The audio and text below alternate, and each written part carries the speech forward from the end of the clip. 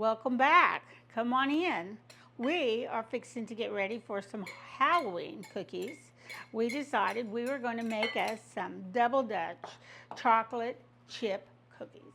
Only problem is we're not using Dutch cocoa, so I really can't call it Dutch. But we've been making these cookies, the chocolate chip, and our whole lives for many years. And so we are, as I always say, a home cook. I am not a pastry chef by any means, but I do like to make a good cookie and a good cake once in a while. So we're going to make that up. And I do not, very seldom, do I sift my flour. This is for cookies and cookie dough. I'm not worried about it. And you can, if you want to, put it all in the pile and sift it. The only time I actually sift my flour is maybe when I'm making a bread or a muffin or a scone.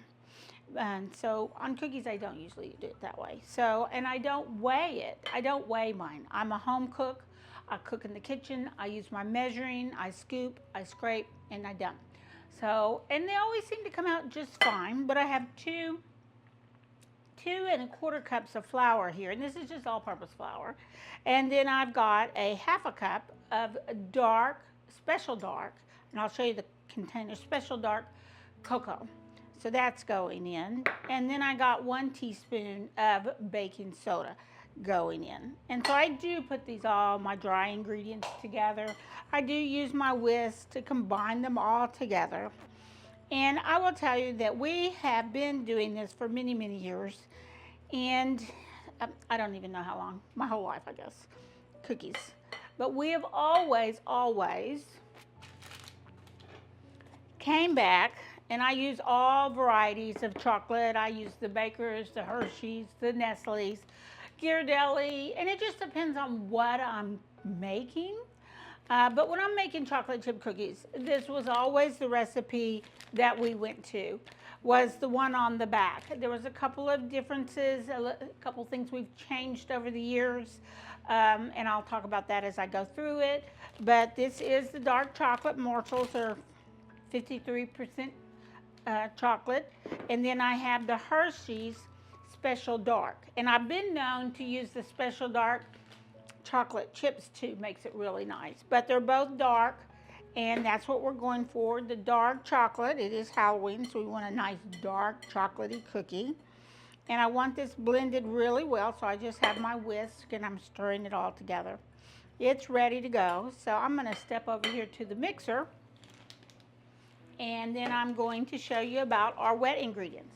So I've got 2 sticks of butter, and it is warm in this kitchen, so it is very soft. But I will refrigerate my cookies. It's one of the things that I always do. Some people say you don't have to go straight, but I like mine to slowly melt down in the pan so they can have I think they have a more gooey texture on the inside when you do that than when you put them in and they're warm from the kitchen, and then they just kind of slide out. So I always refrigerate mine. So it's okay to down a little bit. It's got 2 sticks of salted butter. So I do use the salted butter. Now this is one of the differences from the package instructions or a lot of the baking instructions. When I want a super rich cookie, I will use the dark brown sugar. So this is and it's well packed. 3/4 of a cup going in, okay? And then I have my regular granular sugar, equal amount, 3/4 cup of white sugar, all going in. And you can put it down. And you need to make sure you have a good stand mixer that's going to hold up to this dough. Cookie dough can be tough, even when it's creamy, especially when you start adding that flour in. You can really run the motor on a mixer. So this is a good investment. KitchenAid is not a sponsor, but it is the one that I have used for, and this one I've had for, gosh, I mean, I've probably had this one 20 years. So it's an artisan, and it's been around forever. We do everything with it. I've even ground sausage in here with all the parts. So we're going to lock it down so it won't come up. I usually start out on slow, give it a minute or two to get it broken down. And of course, I like mine whipped. So then I'm going to turn it up a little bit and get it going. And when I see my butter and my sugars start coming together, melding and becoming one, like they are about right now, then I can start adding in my egg and my vanilla. I have 1 teaspoon of vanilla here going in, and I do like to add in my eggs one at a time. So here's 1 egg going in. I'm going to turn it on.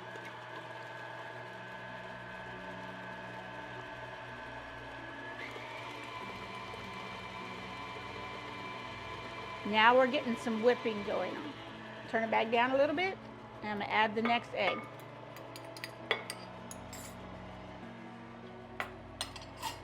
And that's pretty much it. So now I'm going to turn it back up, and I will start adding my dry ingredients, and I do it in thirds. So,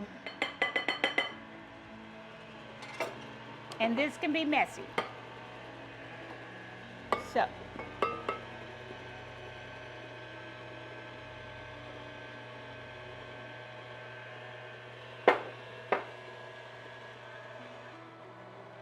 all right, I'm going to turn it off, and then I'm going to scrape down my sides, and then I'll add more, and we'll start again.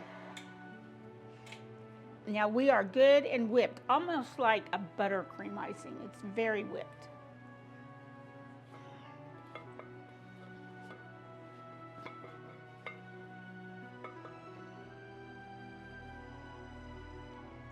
Okay.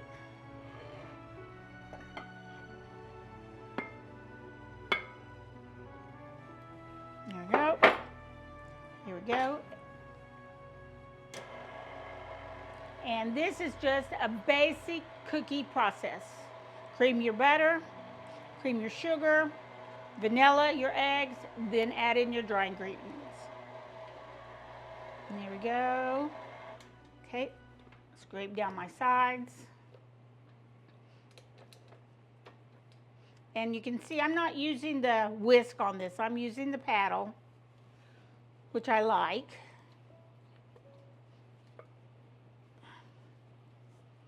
And it has a nice little rubber edge. All right, here's our last bit. Then we add the chocolate chips.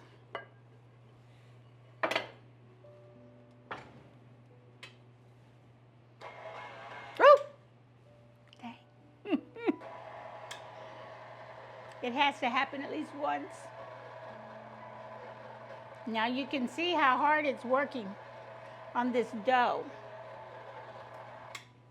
So now I've got it going, and I'm going to go ahead and throw in these chocolate chips. We're going to stir it a little bit longer, not for long because it's ready.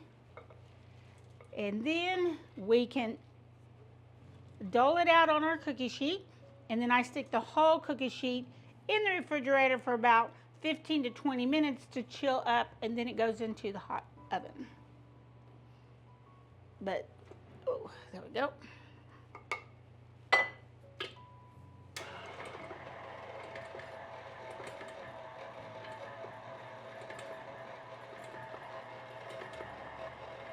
I think we're good. There we go. And nobody gets to eat the cookie dough around here. It's got raw eggs in it. It's not good for you. Just so you know. All right, get this off here. And then we'll go spoon it up. And this should make, depending on the size you want, about 6 to a tray. If you want them smaller, and they're very rich cookies, so you might want them smaller. And you can add nuts if you want, but we usually don't put the nuts in them for the kids. So many nut allergies these days. And here is my next thing I will show you. So I got my nice, heavy weighted tray. This way the cookies aren't going to burn. This is, I don't know what this is. It's a David Burke. I think I got it at TJ Maxx, but the weight of it is very heavy. And then I choose to use parchment, so then I can get it down in there. You can trim it to fit if you want. But when you're doing several batches of cookies, you'll be able to take this one off, You take the cookies off, reuse the parchment at least once or twice, and move on to the next one. Also, I don't use a little ice cream scoop. I don't need any more gadgets in my house. I got enough. Uh, but I do, so I do it the old-fashioned way, and it's where you just take your spoon, and you can get two. You could just use your spatula if you wanted, but I'll set that over there. Okay, so let's load up our tray. Now you can make these as big as you want or as small as you want. So I'm gonna fill up my spoon really good, about like that, and we're just gonna drop it right down on there. There we go. That's too big.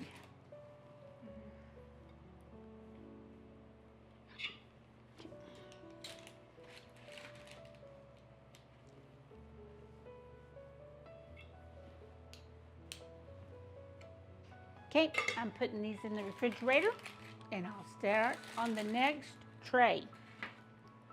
In the meantime, my oven is heating at 350. Now you could roll these around in your hand if you wanted to make perfect little balls out of them, but there we go. I'll be right back. And yes, my parchment is all wrinkly because I wad it up, straighten it out, and then stuff it down in there.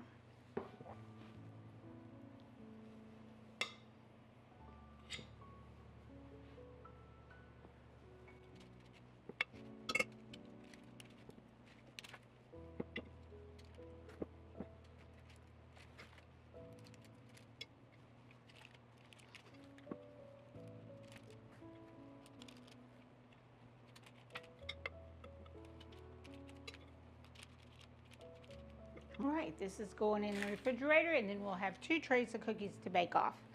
So I can put those together a little bit.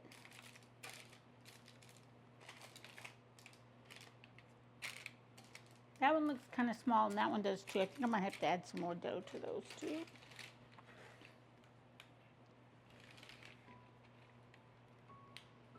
And this dough, you can freeze it too. So if you make it and then you can put it in the refrigerator, it'll keep for a day or so. You just have to remember that it does have raw egg in it.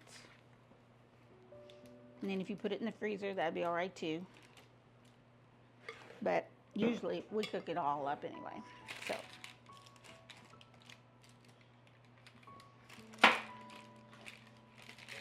Okay, to the fridge. So I'm back, and my cookies are out of the refrigerator, and I'm just going to put a little print here because on this tray I am going to add a little bit of flaky salt. And this is just traditional, I'm going to move this one over a little bit. Traditional flaky salt, Malden's, comes in a little green and white box. You get it in the bakery section. And I just put a few little sprinkles on there. Now you can put them on at the end if you want, but I'm going to put it on here in the beginning. Now it doesn't seem to dissolve so well, so it should just sit on top.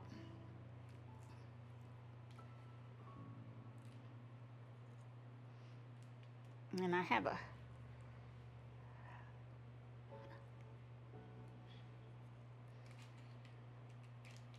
there we go. We're going to time it for 8 minutes. Then we'll rotate, check them and rotate them and put them back in.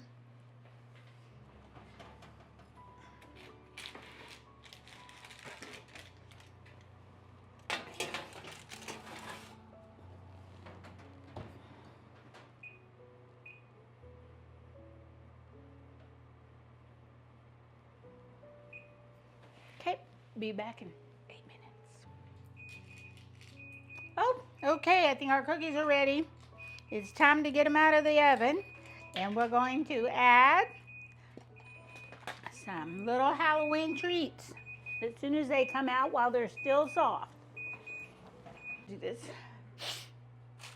So I put them in for 8 minutes, and then I rotated them for 2 more minutes, and I took them out, and now we get to put our little eyes on them.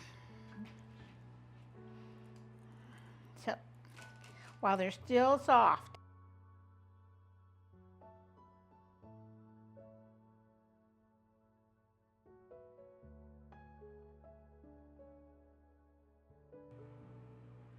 That looks like so much fun. All right, these turned out really good.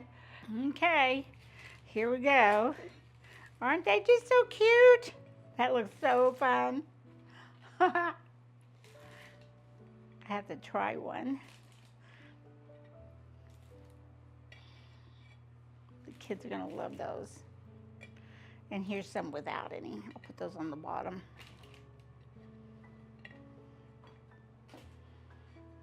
I got them. One big eyeball looking at you there. I love the ones that like that though.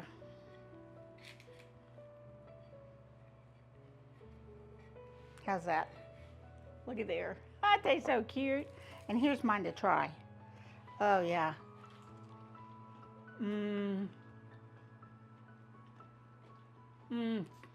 Just, these are soft bake. Not crispy. They're crispy on the outside and gooey on the inside. Oh yeah, with a little bit of salt. See you next week. Bye.